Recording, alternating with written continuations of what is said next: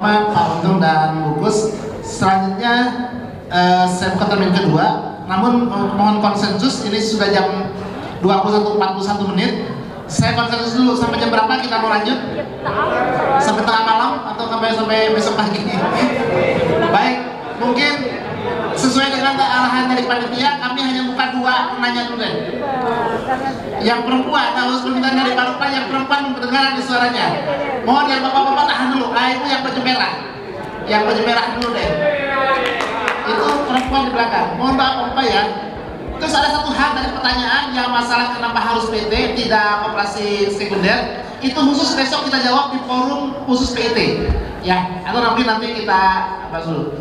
Sebentar, silakan yang merah dulu deh. Saya senang dengan yang merah dulu deh. Terima kasih karena ibu silakan. Bismillahirrahmanirrahim. Assalamualaikum warahmatullahi wabarakatuh. Waalaikumsalam. Pertanyaan kami tujukan untuk Koperasi Mino Saroyo, Bu. Ini kami ingin sharing dulu. Di tempat kami ada koperasi nelayan satu-satunya kebetulan di kabupaten kami. Dan saya melihat dari penjelasan Ibu tentang bagaimana pengelolaan dan lain sebagainya, khususnya SPBN, itu sangat menarik menurut kami. Dan kami ingin mengadopsi. Tadi sebenarnya saya ingin tanya tentang solusi program yang dari solar untuk koperasi, tapi tadi sudah dijelaskan dan sudah terjawab. Yang ingin kami tanyakan adalah koperasi kami kebetulan membawai sekitar 6.000 nelayan, Bu, dengan kapal-kapal kecil, kapal-kapal di bawah 5 gross ton. Nah, kapal-kapal ini semuanya menggunakan solar nih, dan memang kendalanya di kabupaten kami ini sampai sekarang nelayan ini masih menghadapi kesulitan untuk pembelian solar subsidi. Nah, banyak oknum-oknum dan lain sebagainya, mungkin itu sudah jadi rahasia umum. Tapi kami punya bayangan kalau koperasi nelayan yang ada di kabupaten kami ini bisa mengadopsi proses pembentukan SPBN ini, mungkin akan sedikit menjadi jalan keluar untuk nelayan di Probolinggo. Kira-kira seperti itu. Pertanyaan kami, Bu, koperasi ini kan baru merintis, Bu ya. Kami baru berjalan sekitar 3-4 tahun sampai hari ini, dan belum pernah mengelola SPBN. Ini mekanismenya apakah bisa langsung dengan penjelasan Ibu tadi untuk memulai dengan modal kurang lebih 2 miliar, dengan asumsi ini satu dispenser ya, seperti itu ya Bu ya, kemudian kapasitas 30 KL. Apakah untuk koperasi-koperasi yang masih baru memulai ini bisa langsung mengadopsi atau mengikuti program yang solusi tadi ini? Mungkin itu saja pertanyaan kami untuk Koperasi Mino Saroyo. Yang kedua untuk Pak Lukman, Pak. Kami sangat tertarik, Pak, problematika di UMKM atau pelaku usaha sektor kelautan dan perikanan, karena LPMUKP ini yang dibiayai, Pak, kebanyakan sektor usahanya di kelas mikro, kecil, dan menengah. Nah, khususnya di kelas mikro dan kecil itu problematikanya adalah dihilirisasi, Pak. Jadi kami nggak kesulitan, misalnya ketika bahan baku itu di daerah banyak, hasil tangkapan itu banyak, ini mau dijual kemana? Dan tentunya kan sebagai hampir semua nelayan maupun pedagang pengepul yang ada di daerah itu kepinginnya kan menjual barangnya itu dengan harga yang bersaing ya, Pak ya, seperti itu. Nah, ini kami ingin bertanya pada Pak Lukman, mungkin dari bisnis yang sudah dilakukan, misalnya tadi ada sektor pengolahan, apa ada kemungkinan untuk ini kita coba membangun koneksi dengan daerah-daerah, karena kami di Jawa Timur, mungkin bisa ada semacam kerjasama begitu dengan nelayan ataupun dengan pengepul yang menjadi binaan LPMUKP untuk bisa menjadi salah satu pemasok bahan baku yang dibutuhkan oleh PT yang dikelola oleh Pak Lukman. Mungkin itu aja, Pak, pertanyaan kami. Terima kasih atas kesempatannya. Wassalamualaikum warahmatullahi wabarakatuh. Waalaikumsalam. Karena row sini belum ada yang nanya, saya pesankan ini yang sini. Mungkin yang depan aja deh. Mohon maaf Pak Habibie, nanti kalau ada waktu kita lihat deh. Atau dari belakang dulu deh. Pak, saya tambah satu deh, Pak Habibie langsung ke yang depan. Silakan Pak. Masuk ya. Itu dulu ya. Nanti ke depan Pak ya. Jadi tambah. Assalamualaikum. Oke, silakan Pak. Assalamualaikum warahmatullahi wabarakatuh. Waalaikumsalam. Nama saya Hadi Pasaribu. Saya nggak banyak-banyak bertanya untuk bapak-bapak, khususnya Pak Haji Lukman dan koperasi juga, Koperasi Saroyo.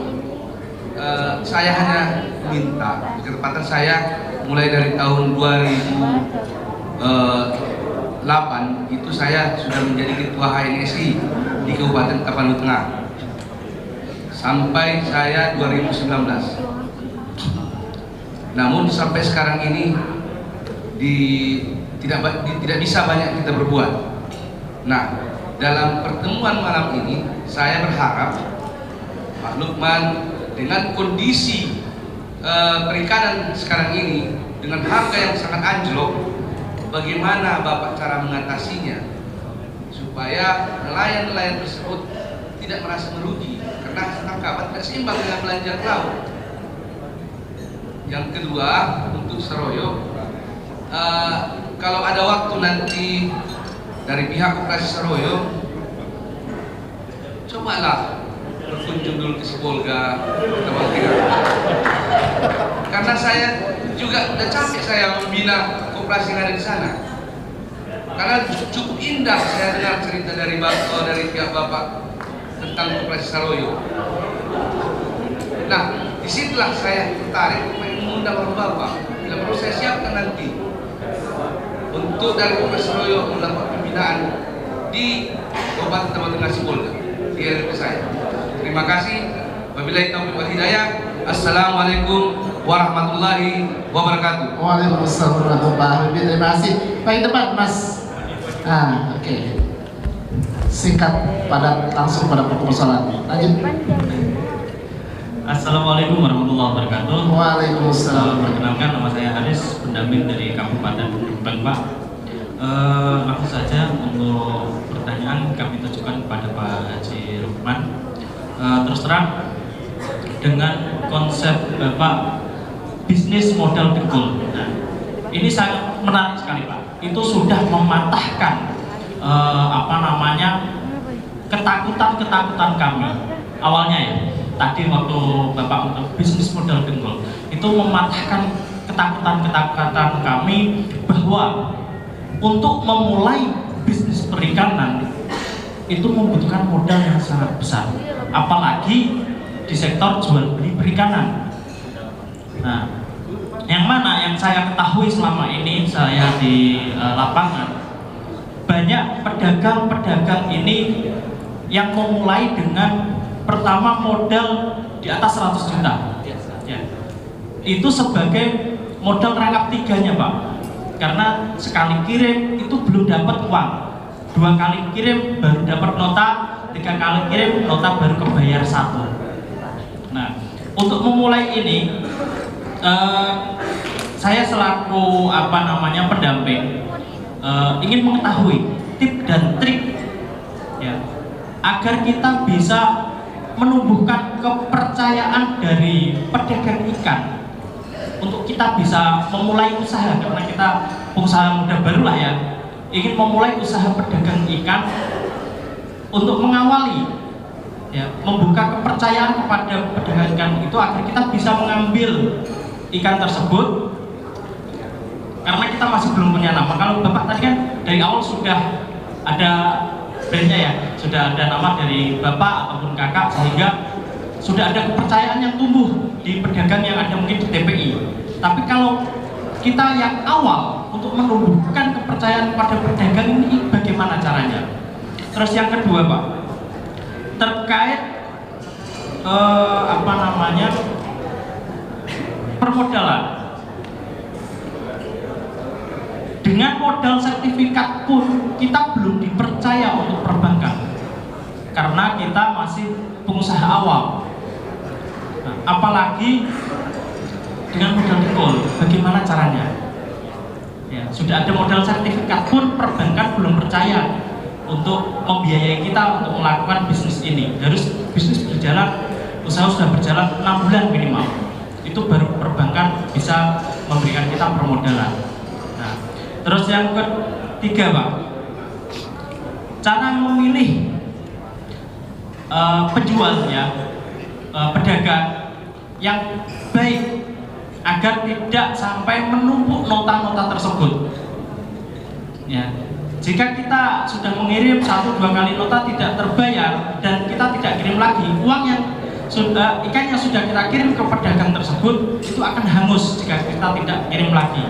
Nah, itu bagaimana trik dan triknya agar kita bisa memilih pedagang yang baik. Mungkin 3 pertanyaan itu yang saya sampaikan. Wallahu muwaffiq ila aqwamit thoriq. Wassalamualaikum warahmatullahi wabarakatuh. Oh, BUMN. Jadi memang ada program yang namanya program solusi untuk pembuatan SPBUN, yaitu programnya Bapak Menteri Erick Thohir dan Pak Tetan yang telah kami sampaikan tadi. Itu adalah program solusi solar untuk koperasi. Jadi yang bisa mengakses hanya koperasi, Ibu. Kalau di situ koperasi sudah 4 tahun, saya yakin sudah cukup pengalaman juga untuk melaksanakan 1 unit usaha. Jadi bisa untuk diakses, Ibu. Tepat sekali, dihitung dulu itu kebutuhannya berapa solarnya 1 bulan, 1 hari berapa kapal yang membutuhkan solar, terus pakai mesin berapa PK dulu. Nah, dalam 1 hari itu kebutuhan 1 kapal berapa liter solarnya, itu nanti akan ketemu 1 bulan adalah kebutuhan kuota, Ibu. Jadi diinventarisasi dulu dari, biasanya kalau kapal kecil menggunakannya pas kecil apa, Ibu? Pakai izinnya adalah pas kecil. Di dalam pas kecil itu kan ada jenis mesinnya berapa PK, nanti ada hitung-hitungannya dalam untuk menghitung kebutuhan 1 bulan. Itu adalah pertama adalah berapa PK mesin yang digunakan, terus 1 hari berapa jam dalam berlayar, itu nanti akan dikalikan. Terus kebutuhan 1 bulan, biasanya nggak mungkin Ibu untuk bisa melaut 30 hari, tapi dihitung biasanya 25 hari ya Ibu, karena mesti ada masa istirahatnya. Nanti kali 25 hari, kalau nggak salah terus dikalikan 0,16 dikalikan 0,85 koefisien, Bu. Itu akan dapat jumlah kebutuhan BBM dalam 1 bulan, Ibu. Dan nanti 1 bulan 1 kapal ketemu berapa, nanti kalau kapalnya ada cukup banyak dikalikan, itulah nanti kuota yang akan dimintakan ke Pertamina, Ibu. Itu caranya itu dulu. Jadi tahu kita mau membangun SPBUN dengan investasi sekitar 2 miliar, yaitu 1 dispenser dan kapasitas tangki pendem itu 30 KL, itu kira-kira bisa mendapatkan feedback balik keuntungan berapa gitu. Itu bisa dihitung dari jumlah kuotanya, itu dihitung dulu. Setelah itu benar-benar masuk, nanti bisa untuk menghitung BEP-nya SPBUN itu berapa tahun, Ibu. Saya yakin bisa lah, Bu, merapat kepada Dinas Koperasi, karena yang mempunyai rekomendasi adalah Kementerian Koperasi untuk program solusinya, Bu. Jadi nanti mendapatkan rekomendasi dari Kementerian Koperasi untuk bisa menggunakan program solusi. Setelah mendapatkan rekomendasi dari Dinas Koperasi, baru diajukan ke Pertamina, Ibu. Dan kalau nggak salah di Probolinggo apa tadi, Ibu? Probolinggo, di sana dekati dulu SPM-nya, Pak. Sales brand manajernya yang ada di Pertamina di Probolinggo itu siapa? Ibu istilahnya berkoordinasi dengan mereka, nanti diajak ke lokasi, kira-kira lokasi yang disetujui itu di mana. Itu sangat penting, Bu. Apa artinya kita sudah menyediakan lokasi, tapi nanti kalau dari pihak Pertamina belum ACC, karena Pertamina mempertimbangkan pertama, kalau untuk nelayan biasanya ada di tepi pantai, Bu, karena memang BBM-nya adalah untuk nelayan. Yang kedua, itu jalan bisa untuk akses mobil tangki pengiriman BBM, itu biasanya ada 2 yang mereka pertimbangkan. Dan setelah itu baru Ibu mengajukan ke Pertamina. Jadi jangan mengajukan dulu sebelum ada titik lokasi, Bu. Sebelum ada titik lokasi jangan mengajukan surat dulu, yaitu berkoordinasi dengan pihak Pertamina. Nanti Pertamina diajak ke lokasi, ke SPM-nya, yang menentukan adalah SPM, yaitu Sales Brand Manager-nya. Setelah di ACC baru mengajukan kepada Pertamina. Barangkali Ibu membutuhkan syarat-syarat pengajuannya, Pak, Ibu? Itu di materi kami sebenarnya ada, Bu, semua, Bu. Nanti bisa mengcopy di Pak Romlan, mungkin saya tinggal materinya, nanti bisa di softcopy ke mereka. Dari pengajuan persyaratannya itu apa saja, bagaimana cara pengajuannya. Nanti setelah mendapatkan pengajuan dicek oleh HSE Pertamina itu bagaimana, terus setelah dicek oleh HSE Pertamina di ACC mengajukan izin operasional. Setelah di ACC oleh Pertamina untuk izin operasional akan mengadakan pembelian BBM juga ada, Bu. Setelah membeli BBM harus bagaimana, penyalurannya pun semuanya udah lengkap, Bu. Sebenarnya materi ada, cuman karena waktu tidak memungkinkan saya lihat, jadi nggak saya presentasikan. Nanti kami tinggal monggo bapak-bapak yang membutuhkan pembangunan SPBUN dan penyalurannya, kami ada materinya itu, Bu. Soft copy-nya ada, monggo bisa di copy. Itu, Bu. Terima kasih. Untuk ada tambahan? Oh, masih ada. Tadi yang dari Sumbar ya, Sumatera dari Sibolga, Bapak siapa tadi? Pak Habibie, Pasar Ibu ya? Pasar Ibu. Kalau ya Bismillah lah, kami mudah-mudahan diberi kesehatan. Kalau ada kesempatan, kami akan berkunjung ke Sibolga, Pak. Syukur-syukur nanti dari pihak LPM UKP atau gimana ajak kami untuk berkunjung, Pak. Amin, amin. Oke, siap. Terima kasih. Terus selanjutnya yang itu sudah semua ya tadi ya. Tinggal Pak Haji Roman ini. Silakan saja Pak Roman. Siap. Bismillahirrahmanirrahim. Menanggapi pertanyaan Ibu yang dari Probolinggo ya. Probolinggo sama Pak Presiden kita, Pak Habibie ya. Itu mungkin jawabannya hampir sama, Pak. Intinya mah Bapak dan Ibu ini di daerah Sibolga dan daerah Probolinggo ini harus ada pencerahan, Pak. Khususnya dari pusat, Pak Dede. Karena di daerah itu memang yang saya lihat sangat minim teknologi, Pak. Kenapa saya bilang minim teknologi? Misalkan di daerahnya Ibu tadi, itu kan hasil tangkapan banyak. Beliau kesulitan cara memasarkan.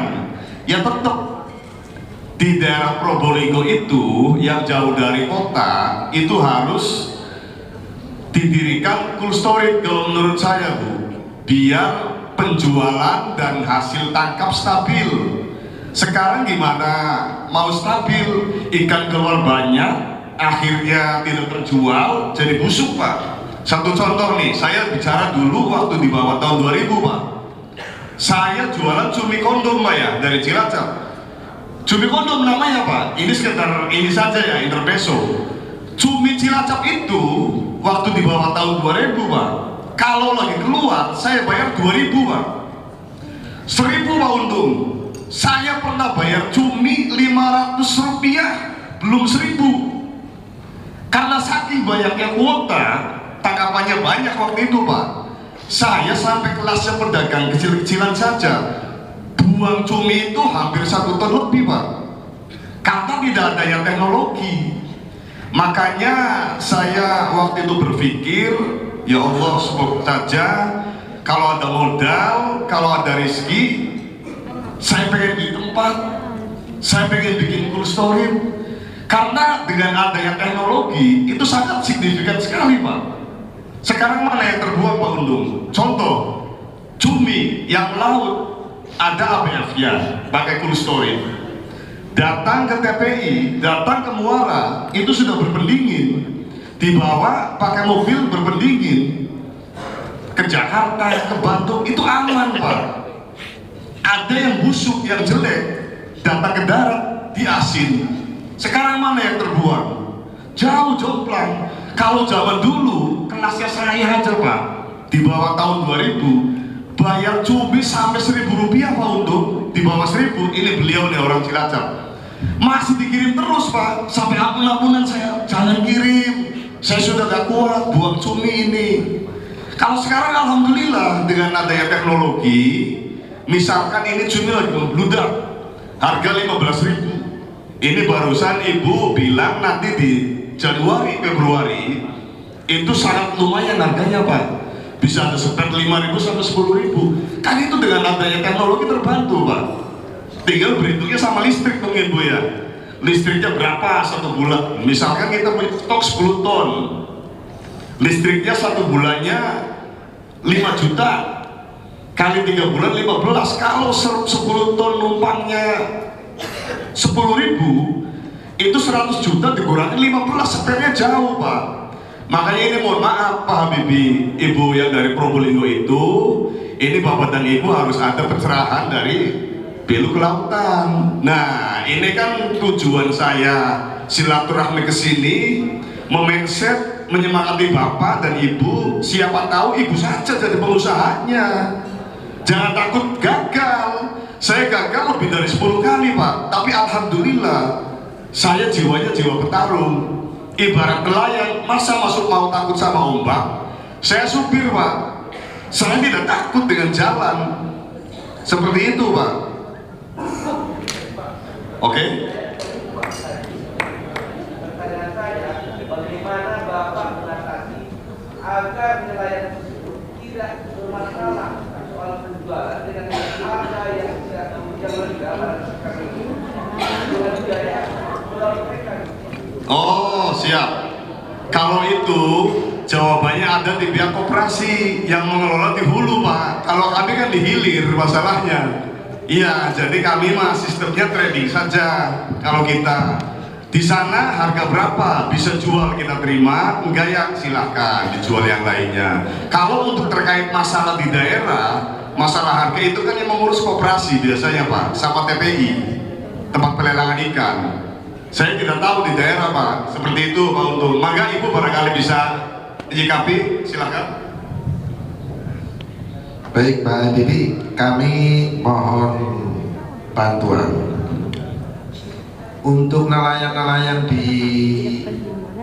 Sibolga itu melautnya per hari, harian, berangkat pagi, malam pulang, atau berangkat malam pagi pulang, apa 1 minggu sekali baru pulang. Dan yang dibawa, apakah kapalnya sudah menggunakan freezer atau belum? Apa mesti pengolahan di atas kapal fresh atau sudah frozen? Nah, kalau fresh memang ya kita harus koperasi dalam hal ini. Memang harus mempunyai cold storage, Pak, untuk membantu, apalagi dalam situasi kondisi saat di bulan tahun 2003 ini hampir semua sektor perikanan tangkap itu di semua wilayah keluar semua, ikan apa saja keluar. Tidak hanya di Jawa, di Sumatera, wilayah Indonesia bahkan timur, apalagi wah luar biasa banget kalau di sini. Nah, memang penanggulangannya agar andai kata harga dari nelayan rendah dibeli oleh koperasi. Koperasi harus bisa membantu. Salah satu tadi kasus kami, yang koperasi harus menerima, harus siap menerima hasil tangkapan nelayan kami sendiri. Nah, kita tampung. Tadi yang Pak Haji Rohman mengatakan paling kos biayanya tinggal listrik dan perawatan.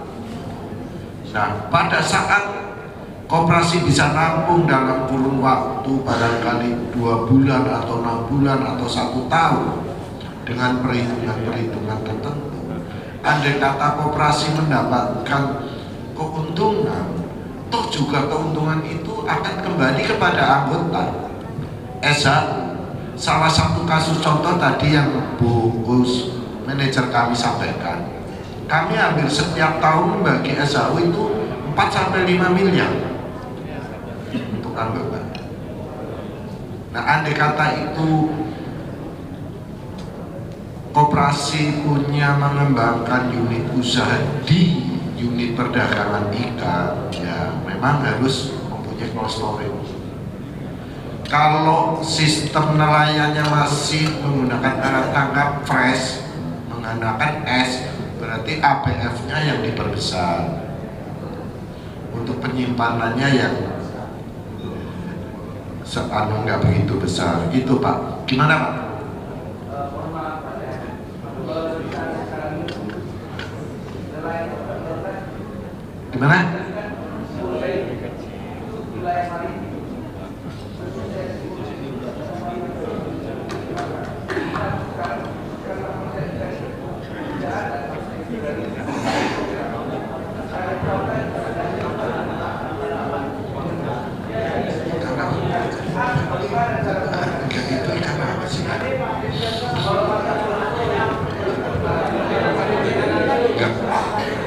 Halo? Iya Pak. Izin Pak, begini. Kalau di Sibolga sekarang itu rata-rata nelayan ada yang tradisional yang balik hari, berangkat sore, pulang pagi, ada yang sekali seminggu, ada yang 1 bulan, dan ada yang 3 bulan. Ada yang pakai kostor, prijen. Jadi sekarang ini kalau saya lihat di PPN itu sudah bersandar semua kapal. Dan saya sekarang ini posisi ketua KNTI di Tapanuli Tengah, banyak aduan kepada saya juga melihat kondisi tersebut. Karena harga ikan yang dijual tidak seimbang lagi. Mohon izin Pak, maaf karena ini mengingat waktu Pak untuk Bungkus sekali. Ini diskusi ini kan ini sangat-sangat apa ya, dinamika di daerah itu kan berbeda-beda Pak. Jadi mohon izin saya sekat. Jadi itu butuh pendalaman. Makanya besok Pak, mohon izin saya Kak, besok kita akan diskusi panjang di sesi PIT. Makanya kenapa? Salah satu kebijakan, salah satu upaya LPMKP itu salah satunya berangkat dari hulu. Bagaimana si koperasi itu kita modali untuk supaya mereka punya armada yang kuat, yang besar, yang bisa beroperasi ke tengah, dan kapalnya dilengkapi dengan ABF seperti tadi ya. Ini kasus-kasus global sebenarnya. Jadi mohon izin apa yang sudah oleh Pak Habib sangat-sangat lokal isunya. Jadi penanganannya tentu akan berbeda. Masing-masing daerah punya dinamika tersendiri. Jadi mohon maaf Pak, saya potong, saya sudahi diskusinya. Mengingat waktu kita sudah cukup malam. Besok kita akan bertemu kembali di sesi PIT dan insya Allah besok Pak Direktur langsung yang akan menyampaikan materi. Mudah-mudahan Pak Untung Bungkus masih ada ya. Jadi mohon izin Pak, saya hentikan dulu diskusinya. Terima kasih Pak Diruma, Pak Untung Bungkus. Kita akan dengan berat hati, saya yakin masih banyak unek-unek namanya di hati teman-teman sekalian. Tapi apa boleh buat, terutama teman-teman di kawasan timur, ini jam psikologis sudah berbeda ini, ya.